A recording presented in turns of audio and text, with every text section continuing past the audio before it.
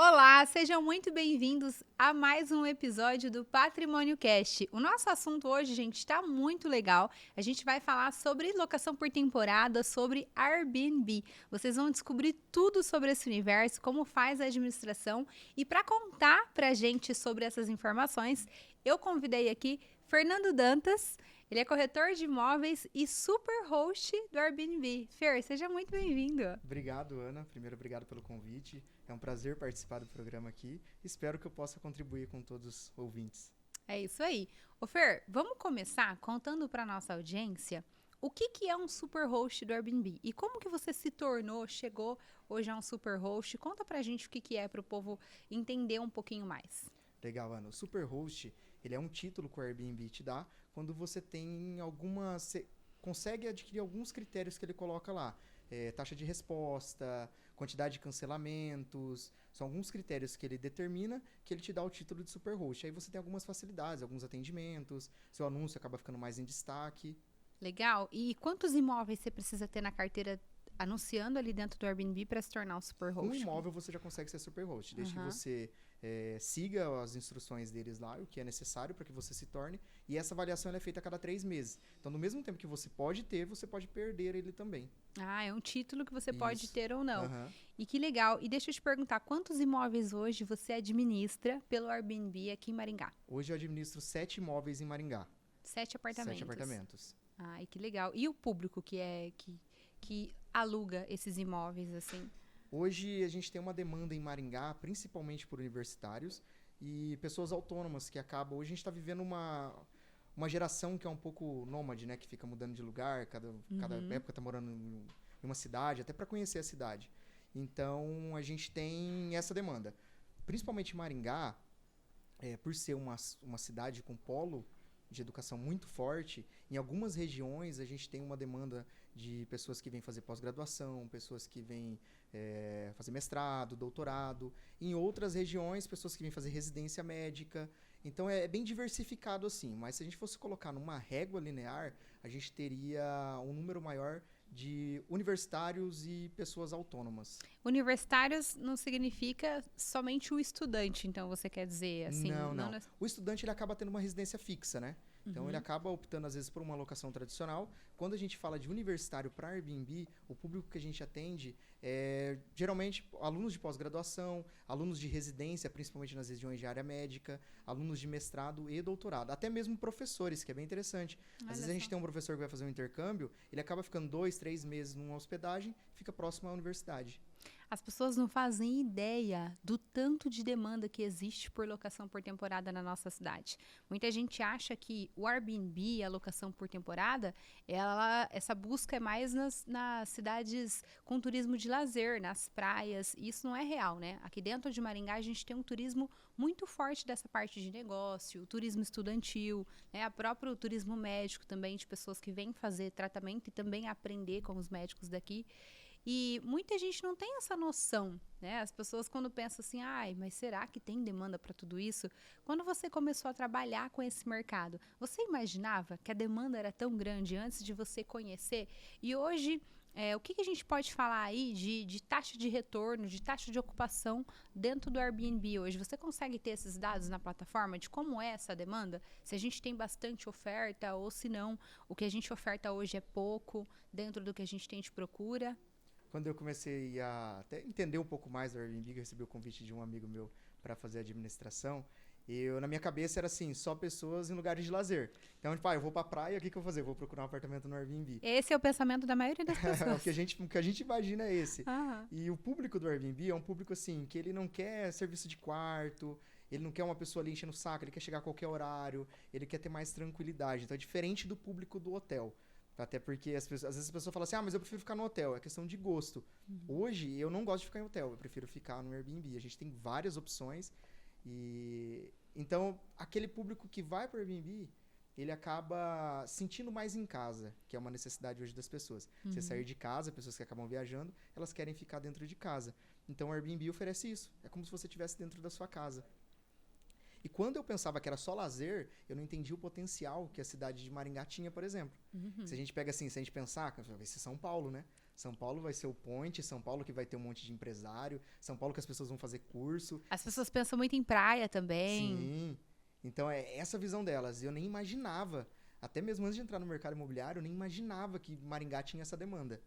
E essa demanda de Maringá é tão grande que a gente acaba tendo uma taxa de ocupação acima de 80% dos apartamentos em Maringá. Olha que legal. Eu já ouvi até falar em taxa de ocupação de 93%, 97%, né? Eu não sei até onde isso é real para todo o mercado do Airbnb ou para os proprietários, clientes nossos que têm essa taxa de retorno nos imóveis deles. Às vezes porque os imóveis deles estão muito bem localizados. Eu tenho uma cliente mesmo que ela tem alguns na região da Zona 7 e Zona 3 e ela me fala, Ana, eu tenho aqui cerca de 90% a 93% de taxa de ocupação. É raro os imóveis quando fica vazio ou quando tem uma ocupação baixa.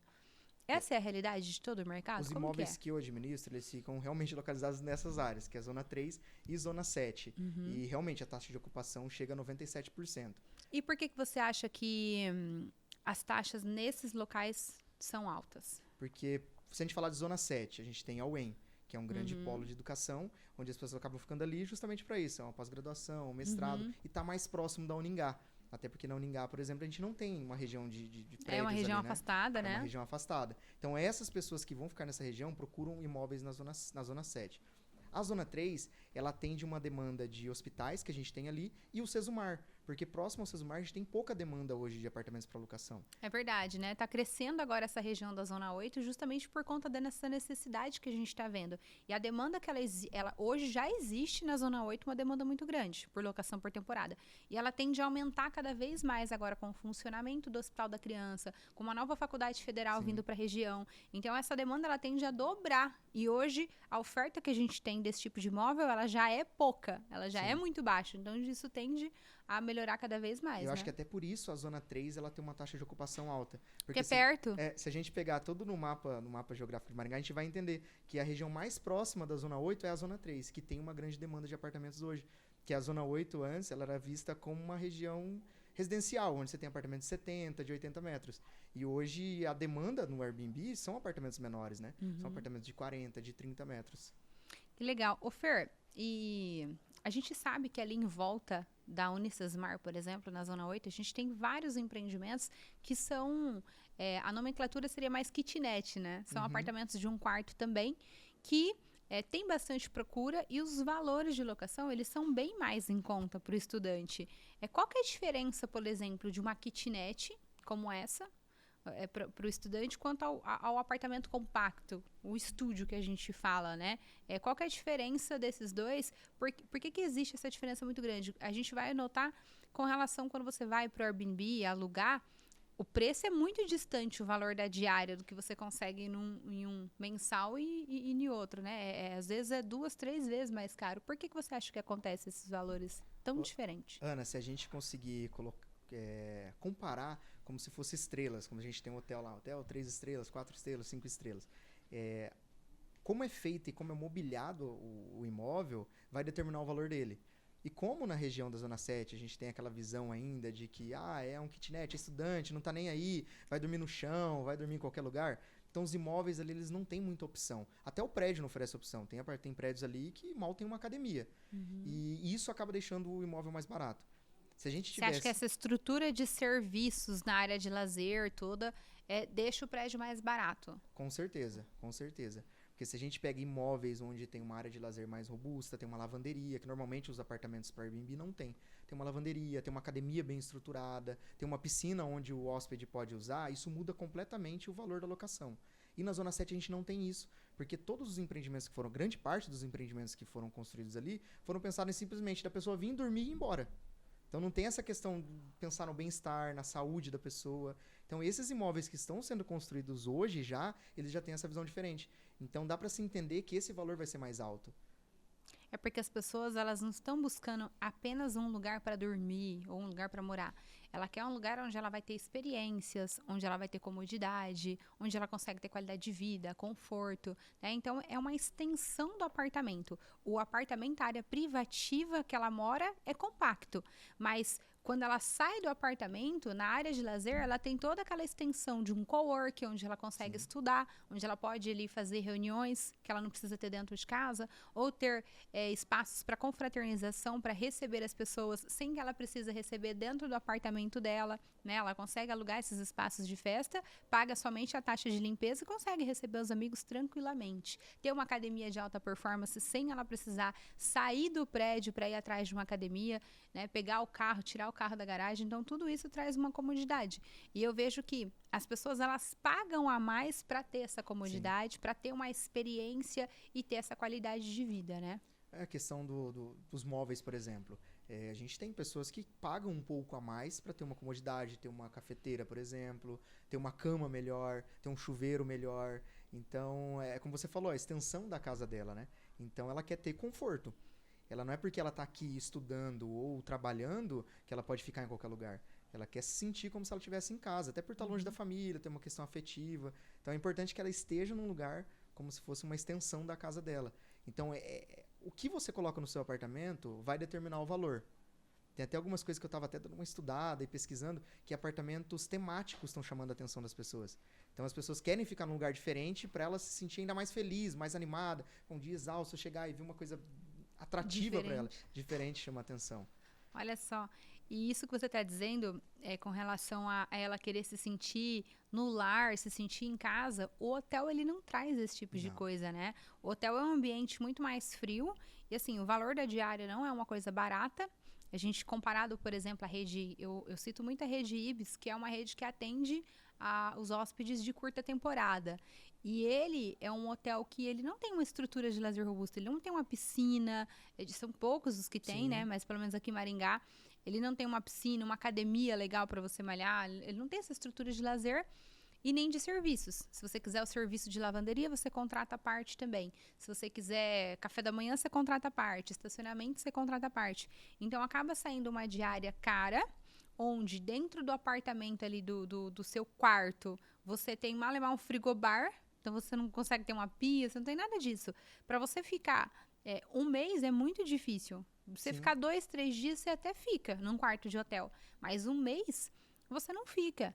Né? A estrutura ela acaba sendo muito fria e você não tem esse contato com as pessoas e nem essa coisa de se sentir em casa, se sentir num lar.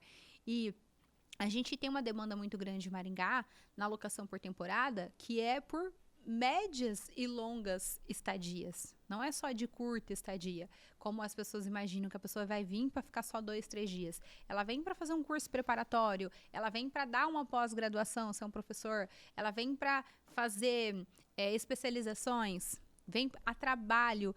E normalmente essas pessoas têm de ficar 30 dias, 60, às vezes 6 meses, às vezes até um ano. Né? Então, eu vejo que essa demanda por médio e longo, ela é muito forte e por isso o Airbnb tem se tornado uma tendência muito legal aqui em Maringá, de pessoas que buscam isso, porque a nossa hotelaria mesmo aqui, ela não é tão forte, né? A cidade, ela não tem várias opções de hotelaria, principalmente que ofereçam esse conforto todo. O que eu percebo é que, assim, hoje o iFood, por exemplo, quebrou um pouco essa questão da pessoa querer ficar em hotel. Porque antes você ficava em hotel porque você tinha um café da manhã, você podia, se quisesse uma janta, você tinha ali, você não precisava sair do lugar. E o iFood hoje proporciona isso para você dentro de uma hospedagem, no Airbnb. Então você vai lá, pede um café da manhã, acaba sendo mais barato, mais gostoso às vezes do que você ficar num hotel. E é verdade. isso é bem legal. E a pessoa que vem de fora, ela também quer explorar o lugar. Então, por exemplo, num Ibis hoje você se hospeda e se você quiser um café da manhã, você vai fazer a contratação desse café à parte. Mas se for para você pagar à parte, então você pode descobrir uma cafeteria na cidade, conhecer lugares diferentes, experimentar coisas diferentes, né? Não necessariamente que você vai tomar café da manhã no hotel. Então, realmente... E tem hotel ainda que você não consegue nem levar uma garrafa de água, né? Porque você tem que comprar dele. Então, às vezes, quando você coloca ali no final, o Airbnb acaba sendo muito mais barato do que um hotel, oferecendo até muito mais do que o hotel oferece. Com certeza, oferecendo áreas de lazer e serviços muito mais completas do que o próprio hotel. Em Maringá tem grandes hotéis, né? E às vezes, quando tem algum evento, até lotado. Então você vê aí que... É porque tem grandes, mas são poucos. São poucos. São pouquíssimos, né? E, Fer, a gente falou aqui da experiência um pouco do Airbnb para quem vai alugar, né? Quem que é o público, da onde vem essa demanda. Agora, falando para o investidor que tem um imóvel, e que ele tem o desejo de entrar nesse mercado de locação por temporada, de anunciar o imóvel dele dentro da plataforma do Airbnb. Quais são os desafios que esse proprietário hoje ele vai encontrar? Se eu sou um proprietário, quero pôr meu imóvel lá, por onde eu começo, né? Como é que é feita essa administração hoje? Ana, hoje você ser superhost virou praticamente uma profissão, né? Então a gente tem empresas especializadas em oferecer esse tipo de serviço pro proprietário do imóvel. E ó, o primeiro passo assim para ele é entender. É, começa lá na compra, né? Porque se a gente for parar para pensar, hoje ele fala assim, vou comprar qualquer imóvel e vou fazer alugar por temporada. Ele vai lá, coloca 2 meses e fala, nossa, mas eu não tive resultado. Mas você não teve mesmo. Você comprou um imóvel completamente fora da localização principal da cidade. Você comprou um imóvel que não atendia as exigências que hoje um hóspede exige para poder usar. Então começa na compra. Quando ele compra o imóvel, ele entender primeiro se esse imóvel aceita fazer Airbnb, porque a gente tem algumas regras que alguns Alguns empreendimentos não aceitam. Inclusive, alguns empreendimentos que a gente trabalha com o imóvel focado no lançamento. Muitas construtoras já colocam no estatuto do empreendimento, então ele já lança o imóvel proibindo aquela modalidade. É muito comum. Em Maringá a gente tem algumas construtoras que fazem isso, que o empreendimento, a vocação dele é para moradias de famílias, então no próprio estatuto já vem lá que aquele imóvel não vai poder ser feito locação por Airbnb por temporada. Então, pessoal, isso é até um ponto de atenção. Você proprietário, né? E você investidor que está pensando em comprar um imóvel na etapa de lançamento ali, no momento da planta, para fazer esse tipo de locação, é uma observação muito importante, porque pode ser que chegue lá na frente e você não consiga fazer a locação por temporada por Airbnb com esse imóvel, que você consiga apenas a locação tradicional, que é aquela com a imobiliária, né? E na locação tradicional pode ser que você não consiga ter o resultado esperado que você imagina. Isso é muito importante, porque quando você entende que esse imóvel é para locação por temporada, você consegue ter uma maior rentabilidade. E voltando à questão da gente entender primeiro se o imóvel pode, o que o dono do imóvel tem que fazer? Se ele não quer se preocupar em ter que ficar, às vezes, fazendo limpeza, às vezes tem um trabalho ali a mais, ele pode contratar uma empresa que vai fazer esse serviço para ele. Qual que é o trabalho que ele teria? Por exemplo, eu tenho um imóvel. Ele não está mobiliado. Vamos começar do zero aqui para a nossa audiência entender bem como é que funciona um passo a passo. Então, a gente comprou ele na planta, ele não está mobiliado. Qual que é a melhor opção de mobília? O que tem que ter, o mínimo que a gente tem que ter, ou o máximo que a gente tem que ter de mobília desse apartamento? E depois disso, como é que eu faço o anúncio? Eu mesmo vou lá e bato as fotos e coloco no Airbnb, faço um cadastro e eu mesmo vou administrando. Como é que é feito esse passo a passo o cliente faz hoje? Eu entendo assim, que o primeiro passo é ele entender a hospedagem dele. Ele vai querer o apartamento dele comporta 2 ou 4 pessoas. Comporta 2 pessoas. Então ele tem que pensar em tudo que vai ser favorável para 2 pessoas. E a gente vale lembrar que um apartamento para locação por temporada, ele não precisa ter um closet, um guarda-roupa. Ele precisa ter simplesmente um espaço onde a pessoa vai ficar ali uma semana, 10 dias, e ele vai colocar a roupa dele ali naquele espaço pequeno. Não precisa ter um guarda-roupa grande, mas precisa ter algo para acomodar as roupas. Para acomodar ali o que ele tem ali nesse curto temporada. Primeiro, fazer um projeto com arquiteto, né? Porque ele vai entender quais são as facilidades, o que as pessoas procuram. Hoje a gente tem muitas ferramentas que oferecem esse tipo de serviço. Se eu procurar no chat GPT, por exemplo, me indica quais são os principais itens que precisa ter numa hospedagem de curta temporada. Vai te falar, precisa ter uma mesa. Essa mesa precisa de 6 pessoas? Não, essa mesa precisa para 2 pessoas. Uma mesa menor, né? Uma mesa redonda, porque ela não tem tantos cantos. Seu apartamento é para 2 pessoas, então tudo nele vai ser para 2 pessoas. Até porque você receber visitas, às vezes acaba extrapolando um pouco os custos que você tem. Então é necessário que você tenha e atenda 2 pessoas. Além de ter todo a parte de mobília, eletro, geladeira, micro-ondas, forno, televisão, você precisa ter ar-condicionado, porque atrai muitas pessoas. Quando você parte para pequenos itens eletrônicos, tipo às vezes uma cafeteira, um secador de cabelo, isso acaba gerando mais valor ainda, porque o Airbnb oferece uma ferramenta de filtro. Então, vamos supor, você vai fazer uma locação em São Paulo. Por exemplo, eu não fico hospedada se não tiver secador e ferro de passar roupa. É uma coisa que eu não abro mão. Porque todas as minhas roupas amarrotam, né? Eu levo na mala. E eu não posso sair lá em São Paulo, por exemplo, quando eu vou. Não tem como você não passar uma roupa para sair. E os hóspedes filtram isso. Quando Eu você vai lá na filtro, plataforma, eu você filtro. filtra. Coloca lá, eu Aham. quero que tenha secador e ferro de E passar. ferro de passar roupa. E ferro de passar. Então, depois que você identificou qual que é essa necessidade, você tem que pensar nos utensílios básicos de cozinha. Então, o que que vai ser? Qual que vai ser o meu ticket médio? Meu apartamento eu vou fazer uma locação, por exemplo, por R$ 150. O que vai ficar dentro desse ticket médio para que eu tenha um retorno? Até porque você não pode cobrar uma diária de R$ 150 e oferecer uma cafeteira do multicusto.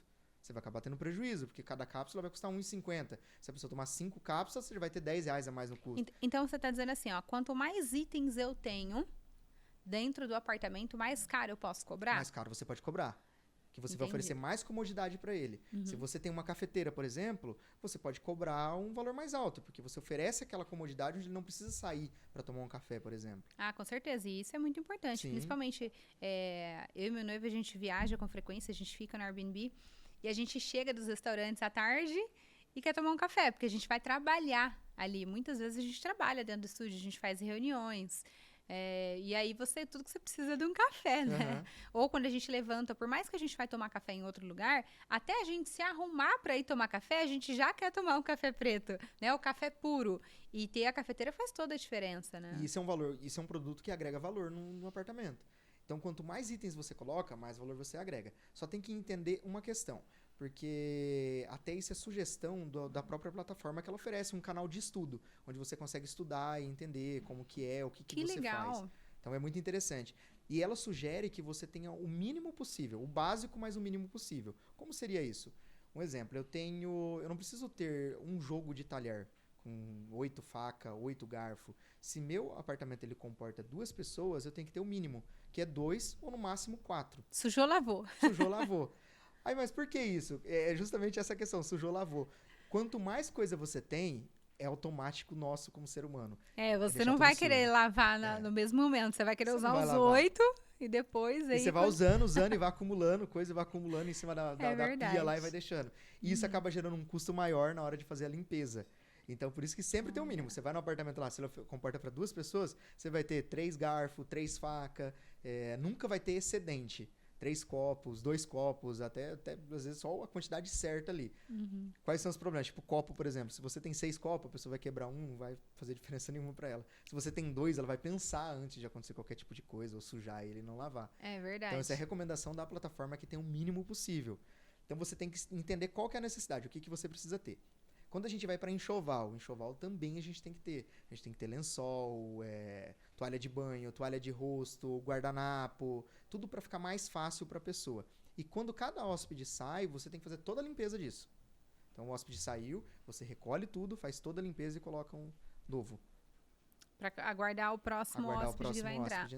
E Fer, a locação tradicional, a gente tem a imobiliária, que faz toda a gestão, a administração, eles vão cuidar de toda a parte contratual com o cliente, de recebimento de valores, o próprio anúncio do imóvel, ela vai lá, ela bate foto, ela coloca nas plataformas de anúncio de imóvel, nos sites da imobiliária. E quando a gente vem para a locação tradicional, por temporada, a gente tem ali as pessoas que fazem a administração, né? E tem os canais de distribuição. O Airbnb, ele é um canal de distribuição. Ele é uma plataforma que você distribui e faz o anúncio desse imóvel, né? E eu sei também que existem outras plataformas que fazem esse anúncio, como o próprio Booking, o Expedia. Tem alguns outros canais que você faz essa distribuição de anúncio também. Como é que é feito isso? Existe a possibilidade de você distribuir esse mesmo anúncio em várias plataformas, ou não, é só no Airbnb? Como é que é feita essa questão da distribuição desses anúncios?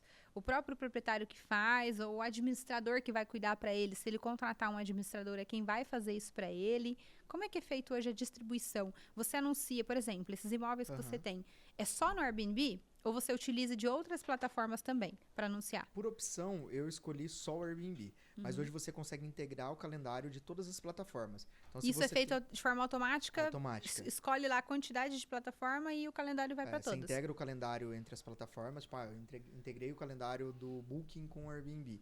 E quando tiver uma reserva em ambas as plataformas, elas vão limitar, vão tirar da outra, né? Eu optei pelo Airbnb pela segurança. Porque o Airbnb oferece um seguro, e você tem um atendimento muito rápido.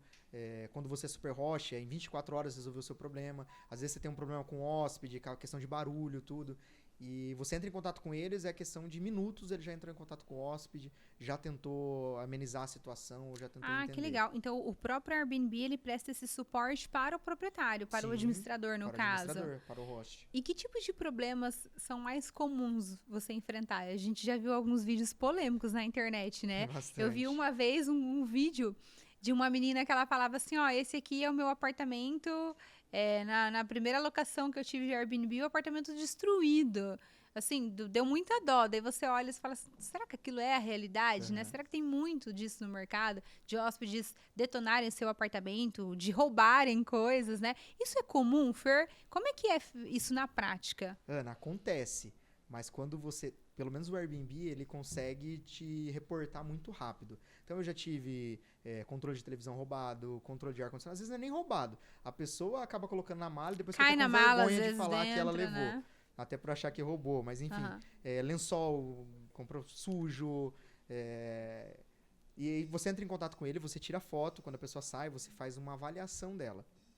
Então, quando a pessoa vai fazer a limpeza, ela já tem algum checklist que ela segue. O lençol tá tudo certo, a toalha tá certa, não tem nenhum item faltando. Se tem algum item faltando, ela já me reporta, tira uma foto, faz um vídeo ali com o horário, eu mando para o Airbnb e mando mais 3 orçamentos daquele item.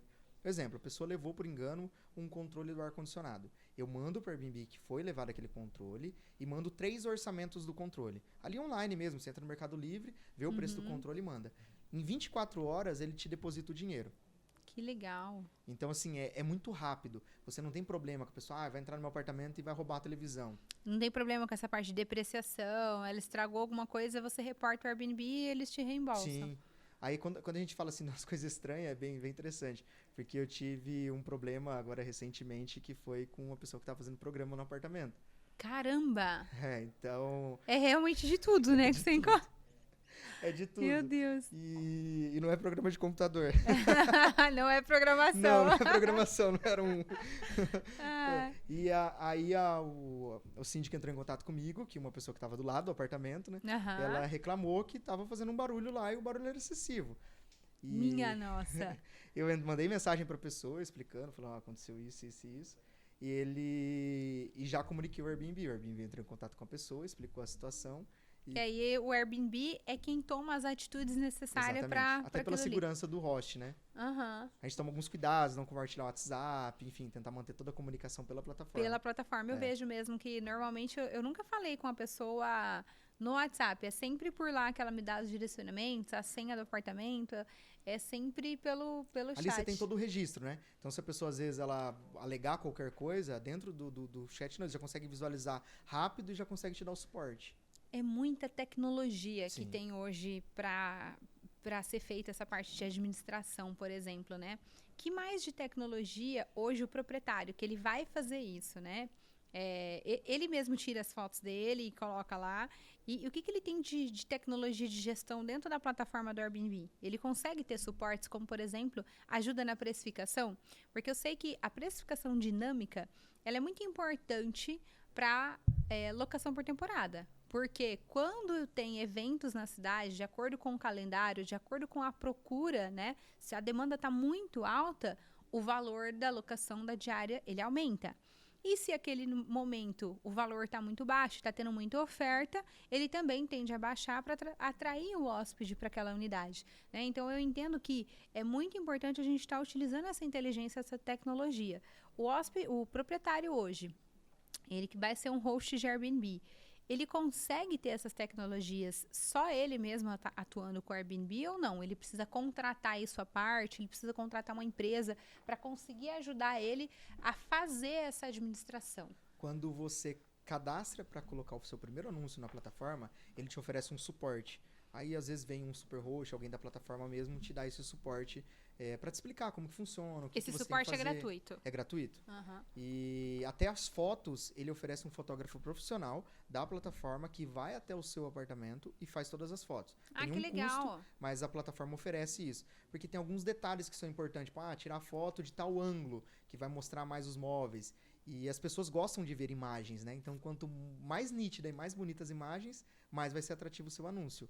Então, isso Eu é legal. ia perguntar também justamente isso, mas pode terminar aí, depois eu vou perguntar. Tá.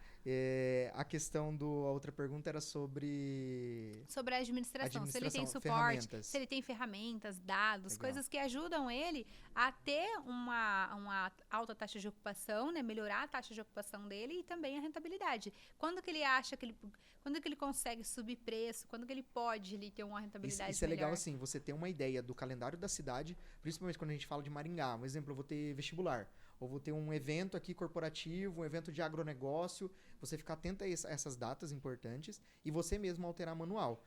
Ele faz isso de forma automática, mas não integra com o calendário regional. Então isso é importante fazer de forma manual. E o preço dinâmico, quando é o preço inteligente dentro da plataforma, você consegue colocar o mínimo do valor e o máximo do valor. E ele vai fazer uma alteração conforme a demanda da cidade. Então isso é legal, que você consegue sempre ter o melhor preço nas suas diárias. Ah, que legal. Então ele faz sozinho. Você vai estipular um valor mínimo. O mínimo é 150 e não pode abaixar disso. Não pode. O máximo, sei lá, é R$300. R$300 e aí ele fica oscilando de acordo com a procura que está tendo dentro da plataforma, é isso? Conforme a procura, conforme começa a ter a escassez, até porque Maringá a gente tem ali um pouco mais de 700 apartamentos agora. Então a demanda é muito grande. Então começa a ter escassez, começa a subir o valor. Que legal. E até assim, para quem não conhece muito esse tipo de locação, um grande diferencial que a gente tem na locação por temporada é a questão do pré-pago, né? É a questão da pessoa colocar o cartão de crédito e você recebe ali o valor da diária dela antes mesmo dela estar finalizando a hospedagem, você já recebeu. Então, você recebe antes e não tem inadimplência. Isso é uma grande vantagem comparada à locação tradicional, né? Uma das coisas que eu gosto muito. Como é feita a cobrança do Airbnb? Ela cobra, quantos por cento ela cobra do proprietário para fazer esse anúncio na plataforma, tá? E como que é descontado isso do cliente, por exemplo? Eu te pergunto porque às vezes eu contrato Airbnb que tem lá já a taxa do Airbnb incluso para eu acrescentar junto com a minha hospedagem, né? Sempre essa taxa é paga pelo hóspede, além daquela taxa, o proprietário ele paga mais alguma coisa? Aquela taxa, na hora que você vai fazer o anúncio, você pode escolher. Ela está embutida no preço ou o hóspede pagar ela no final do anúncio. Então, você coloca lá um valor. Por exemplo, eu quero uma diária de R$120. E o hóspede que vai pagar a taxa, esse valor ele é acrescido depois, na hora que você finaliza o anúncio. Que aparece lá, dá aproximadamente 3%. Que daí é você que paga no final. E depois disso, não é descontado mais nada do proprietário. A não ser os impostos aí que é descontado do valor, né? Mas o Airbnb só cobra isso. Todo o pagamento é feito direto para a plataforma. Como quando o proprietário recebe? O proprietário recebe quando é feito o check-in. Então, exemplo, você fez o check-in hoje. Amanhã você recebe o dinheiro da locação do tempo que ele vai ficar. Mesmo que ele faça essa compra parcelado, porque tem essa opção de parcelamento também, né? O proprietário ele recebe tudo de uma única vez? De uma vez. A única coisa que muda é assim, vamos supor, ele fez uma reserva de 6 meses. Você recebe 30 dias antecipados e depois recebe sequencialmente os próximos 30 dias. Então, recebi hoje, dia 8, os 30 dias que ele vai ficar, os próximos 30 dias eu vou receber no próximo dia 8. No próximo dia 8, legal. E existe, assim, com relação aos anúncios, né? Tem alguma coisa que a gente faz que chama mais atenção? Existe algum tipo de mobiliário, de tipo de decoração que chama mais atenção para o hóspede, atrair mais hóspede, para manter a taxa de ocupação alta? Tem alguma estratégia nesse sentido ou não? Tem, principalmente a questão do título do anúncio. O título do anúncio é muito importante. E quando você tem um anúncio, se você pedir para que o próprio... A gente vai falar bastante de ferramenta assim, de integração e tecnologia, porque é hoje o que funciona, né? Com certeza. Você pede para o ChatGPT, quais são os anúncios mais buscados no Airbnb na região da Zona 8, por exemplo? Ele vai te falar quais são os títulos que são buscados. E as pessoas buscam pelo título. Por exemplo, você quer ficar em Maringá. Imagina que você não conhece Maringá, você não sabe onde é a melhor região. Você sabe que o Sesumar fica na Zona 8, mas o que é a Zona 8? O que eu tenho na Zona 8? Então, se você coloca alguma coisa atrativa, próximo a Unicesumar. Imagina que a pessoa que vai ficar perto do Sesumar, a primeira coisa que ela vai fazer é procurar um apartamento próximo a Unicesumar. Você tem que pensar com a cabeça de quem não conhece a cidade, de que está vindo para cá e que ela vai ser atraída por aquele título. Exatamente. É aquele título que vai chamar a atenção dela. ter ali na descrição do anúncio o que, que ele oferece, o que, que ele não oferece, se tem toalhas extras, se não tem, qual o custo disso para a pessoa. Isso facilita muito. Apesar das pessoas não gostarem de ler muito, mas se for um textinho pequeno ali, ela consegue ler. Um textinho bem elaborado, a gente acaba lendo, né? O ChatGPT ajuda a fazer tudo Até isso. porque as pessoas, uma estratégia que eles utilizam é sempre colocar a senha do Wi-Fi no meio desses textinhos elaborados. Aí você tem que ler todo o texto para conseguir achar a senha do Wi-Fi. Eu tava até ouvindo um podcast antes de vir pra cá, e era de Airbnb, e o cara falou assim, às vezes se muita gente tá perguntando pra você sobre qual que é a senha do Wi-Fi, o problema não tá no hóspede, tá em você, que não explicou certinho. Que achei colocou legal. A senha do Wi-Fi lá no final. Lá no final, a pessoa não lê nada. Exatamente. E a gente vê que tem bastante tecnologia, né? Com relação tem Airbnbs que a gente contrata que a gente nem vê o host mais. Antigamente tinha o host ia lá, te recebia, fazia o check-in, o check-out. E agora vem tudo se modernizando. Você recebe uma senha de porta lá, de chave, fechadura eletrônica, ou tem outros macetes também de você pegar a chave em algum lugar, né? E você nem vê mais as pessoas, Sim. né? E como que é feita toda essa parte de tecnologia para ajudar vocês, tanto nos anúncios, na divulgação, nas respostas? Porque o Airbnb, eu entendo também que a gente tem que ser rápido ali para responder. Porque normalmente eu mando aqui, eu quero ver esse aqui, negociar valor, alguma coisa assim. É muito rápido o tempo de resposta. Então a pessoa tem que estar muito ali em volta daquilo ali mesmo para ela responder rápido, né? Então eu vejo também que tem que ter muita tecnologia, né? E para uma pessoa que quer alugar o seu imóvel no Airbnb, mas ela não conhece tanto de tecnologia, ela é um pouco leiga nisso, o que você indicaria? E é algo muito complexo? Conta pra gente, assim. É legal você falar sobre isso, porque uma grande dúvida das pessoas é justamente essa. Nossa, eu vou ter que ficar toda hora respondendo, toda hora mandando mensagem, eu não tenho tempo para isso, eu não quero isso. E ele oferece uma ferramenta que é de resposta automática. Então, quando a pessoa faz uma pergunta, você consegue linkar ela a algum item, a alguma mensagem, e ele já responde de forma automática, como no WhatsApp. Uhum. Então, se a pessoa faz uma reserva, é interessante você mandar para ela que aquela reserva foi confirmada. Porque tem pessoas que são a primeira vez, ela nem sabe. Fala, nossa, eu reservei, será que eu reservei ou não? Então, você coloca uma resposta programada. A pessoa fez a reserva, em tantos minutos ela vai receber uma mensagem de saudação. Uhum. Seja bem-vindo e tal, deixar ela mais confortável. Senão ela fica mandando mensagem, já liga pra você e já faz tudo. No começo, as pessoas me ligavam, eu fiz a reserva, deu certo. Aí eu procurei entender e falei, não, peraí, tem uma forma de fazer isso. Tá faltando uma mensagem automática, então ele né? faz uma mensagem automática. Tipo, todos os dias, no dia do check-in, você vai mandar essa mensagem. Então ele chama a pessoa pelo nome, ele coloca o número do apartamento, ele coloca o horário, ele Você faz padroniza uma mensagem e ele vai trocando só de acordo com o hóspede. Aquela ferramentinha que tem no WhatsApp lá, que você programa as respostas, você dá barra, ele responde, ou ele fala. Exatamente daquela forma. Ah, que legal. E é muito fácil, muito rápido, assim. E isso é legal porque é um critério de avaliação para o Superhot. Você tem que ter uma taxa de resposta. Entendi. Quanto mais rápido você responde e melhor, mais ele vai te avaliar. E você também avalia o hóspede, né? Quando ele sai, você avalia ele. E a gente consegue acessar as avaliações do que foi falado para o hóspede. E quanto que hoje os investidores, em média, os proprietários de imóveis, estão rentabilizando com um apartamento no Airbnb? Ana, hoje pode chegar até 50% a mais do valor da locação tradicional. Então, uma pessoa que ela tem a locação tradicional, um apartamento alugado ali na região central, por R$ 1.500, ela poderia estar ganhando R$3.000 por mês, você acha? Uma média de 2.000, 2.500, se a gente colocar 50% a mais, se a gente pegar 1.000, ela estaria ganhando 1.500. 50% e não 100. 1.500 a mais.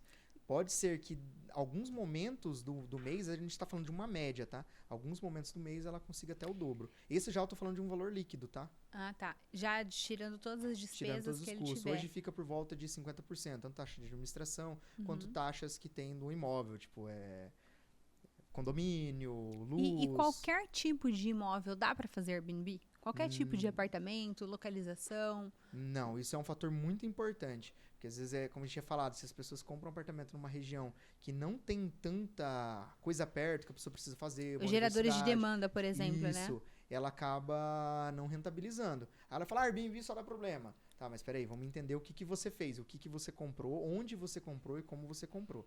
Então é interessante que ela tenha essa análise crítica antes de fazer para não criticar. E essa demanda, ela varia conforme a região e o valor que você vai ganhar também é conforme a região.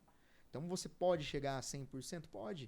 Se a gente pega tipo, um exemplo, São Paulo que vai ter um show, cara, você vê pessoas lá que rentabilizam 200%, 300% a mais do que a locação tradicional. Em meses esporádicos ali, meses por esporádicos. conta dessas... Então essa média de até 50% é assim, é uma É o régua. mínimo também ali, né? É o mínimo, é. É, porque É o mínimo ali. eu conheço proprietários, assim, que deixaram de estar rentabilizando 1.500 aqui na Zona 7 e hoje o apartamento às vezes dá 6 mil reais por mês. Sim. Clientes nossos na carteira, então ele ganha ali muito mais. Às vezes 4 vezes mais do que a locação tradicional. Eu acho que assim, o que é interessante a gente falar é que a diferença da locação por temporada e da locação tradicional é a depreciação do imóvel. Não é depreciação, né? É a depredação do imóvel. O quanto esse imóvel ele pode acabar sendo destruído na locação tradicional. Porque as pessoas têm a ideia de que o Airbnb, você vai chegar lá e vai destruir tudo. Pelo contrário, quanto mais esse imóvel estiver ruim, mais as pessoas vão avaliar negativamente. Então você tem que estar sempre cuidando, fazendo manutenções, deixando ele impecável. E aí quando você faz a manutenção com constância, você não precisa fazer grandes reformas como a locação tradicional, que daí o inquilino sai, você tem que reformar o imóvel ele fura todo. toda a parede, pendura a televisão, pendura quadro, pendura tudo. Aí você tem que gastar horrores com reforma. E aí a tua rentabilidade, tudo que você faturou com aquele imóvel ali naquele tempo de 3, 4 anos no contrato de locação, desconto que você gasta na reforma, a tua rentabilidade vai lá embaixo, né? Sim. O que já é às vezes baixo numa locação tradicional pode ficar ainda mais baixo. Pode ficar ainda baixo, porque é isso que as pessoas não entendem, que você tem que colocar esse valor também no final da conta, né? Na conta de padeiro lá, no papelzinho. O que eu vou gastar depois quando essa pessoa sair? Essa pessoa vai deixar o imóvel em perfeitas condições para que outra pessoa alugue? Uhum. E sem contar ainda que existe a taxa da imobiliária ainda, porque a gente fala assim, locação tradicional vai render 2 mil reais, tá? A taxa da imobiliária é 10%. A taxa hoje para uma empresa administrar é de 15%. Então, é um pouquinho a mais ali que a administradora mas no final ali da conta, o Airbnb vai te trazer mais retorno. Isso aí é fato. Uhum. Não tem como ele entregar menos do que a locação tradicional. E o tamanho do imóvel impacta também? Por exemplo, eu tenho um apartamento aqui na região central de 3 quartos. Você acha que ele rentabilizaria muito mais do que um apartamento menor de 1 quarto, de 2? Tem essa diferença também? É importante isso porque hoje, nos apartamentos que eu faço administração, a média de pessoas é 2 pessoas. É de 1 a 2 pessoas que se hospedam, né? Não é uma família grande. São muito poucas as pessoas que é uma família que vem. Às vezes vem visitar um parente ou outra. Mas essa questão da família, ela é muito voltada para lugares que tem lazer. Então, uma praia, um lugar que tem um resort. Então, o resort... Tem outros tipos de entretenimento, né? Que a família vai se reunir para ter lazer mesmo, né? Para ter lazer mesmo. Por exemplo, Porto Rico talvez seria uma grande demanda de família. Tanto que lá, casas para locação por temporada, as casas com piscina, 3 suítes, é o que vai muito bem, né? A grande procura de Porto Rico. A pessoa vai pegar lá, vai levar 10 amigos, vai alugar uma casa e vai ficar lá. Em Maringá não, Maringá é diferente. Maringá a gente volta naquela questão do público, que são, às vezes, uma pessoa, ela vai fazer uma viagem, como você vai lá com seu noivo, eu vou fazer um curso, meu noivo quer ir junto. Então acaba indo, então vai ser isso no máximo 2 pessoas. No máximo 2 então apartamentos menores dão mais resultado. O retorno, o ROI de um apartamento menor é muito maior do que um apartamento maior, do que um apartamento grande. Isso até porque custa menos para você comprar. Sim. Então, se você investe menos, o teu retorno também é maior, né? Na hora de você fazer o cálculo de rentabilidade, por óbvio, o que custa menos vai retornar mais rápido. E tem também com relação a você comprar esse imóvel no lançamento, no momento em que ele está construindo, o próprio imóvel ele consegue se pagar depois uma parcela de financiamento. Porque quando o imóvel fica pronto, você vai financiar o quê? Só metade dele, que metade você já pagou durante a obra. Sim. E o imóvel ele consegue se pagar. E o que a gente vê muito comum é os clientes usarem esse tipo de imóvel para começar a criar patrimônio. O hóspede vai pagando o aluguel dele, o inquilino vai pagando o aluguel para ele e ele vai quitando aquele imóvel conforme ele vai podendo, né? Então é uma excelente estratégia, tanto para quem quer montar uma carteira de renda passiva, mas também para quem está começando e quer criar um patrimônio imobiliário. Os apartamentos compactos e a alocação por temporada, ela é uma excelente opção de quem quer rentabilizar mais. Exatamente. Eu vejo que é um potencial muito grande na cidade de Maringá, pela quantidade de imóvel que a gente tem e o que vem crescendo na cidade, né? A gente tem Universidade Federal, como você falou, Hospital da Criança, enfim, tem muita coisa que vem para Maringá hoje, além do que a gente fala que é turismo de negócio, né? E isso vai aumentando cada vez mais a demanda. Maringá hoje tem 400 mil habitantes. Se a gente falar que tem 700 apartamentos por locação por temporada, é muito pouco pelo que a cidade oferece. A gente pega Londrina, tem quase 3 vezes mais que Maringá de apartamentos por temporada. E a população não chega nem a ser o dobro, né? E lá em Londrina nem tem tanto assim, né? Normalmente você vê poucos lançamentos de apartamentos compactos e ainda assim a procura é bem grande. E algumas pessoas têm preocupação de falar, mas tem muito estúdio lançando em Maringá e muito apartamento compacto. Será que não vai chegar uma hora de ter muita oferta no mercado? E o que as pessoas não pensam é que esse público, essa demanda, ela não para de crescer. Ela não está estagnada. Não é que as construtoras estão lançando empreendimentos e a demanda ela para de crescer, é só o que tem hoje e acabou, né? Não, a cidade ela continua crescendo numa proporção ainda maior do que a gente consegue, do que as construtoras conseguem construir, do que as construtoras conseguem lançar. A gente recebe cerca de 10 mil pessoas novas por ano que vêm para Maringá, casais novos por ano. Então, é muita gente de fora vindo para cá, muita gente querendo vir morar. Antes da pessoa, de fato, encontrar o imóvel que ela vai morar, às vezes ela passa um tempo procurando esse imóvel, às vezes ela vem sozinha antes para depois trazer a família. Então, é um público muito grande que vem atrás de locação. E tem também com relação a que hoje a taxa Selic está muito alta, né? Uhum. E para se comprar um imóvel, você precisa ter uma renda alta também para comprar um imóvel, pelo menos ele de um médio padrão, né, um classe média, você precisa estar com uma renda bem alta para conseguir fazer um financiamento. E isso faz com que tenha um número menor de pessoas com capacidade de financiamento que elas optam aí pela locação. E quando você vai para atender esse público, a grande maioria deles querem imóveis mobiliados. E não tem. É por isso também que é um diferencial do Airbnb. Eu vejo que tem muita procura para o Airbnb justamente porque às vezes a pessoa ela quer ficar 6 meses, ela quer ficar 1 ano, mas ela não consegue achar na imobiliária o apartamento mobiliado, aí ela vai para a plataforma do Airbnb. Ali ela negocia com o proprietário, com o administrador, para que ela fique mais tempo, né? Porque está mobiliado. E ela consegue achar esse imóvel que ela tanto procura. Porque é uma coisa muito escassa aqui na nossa cidade, Mano, né? uma dúvida que eu sempre tive assim, acredito que as pessoas também quando vão comprar um imóvel também é essa dúvida.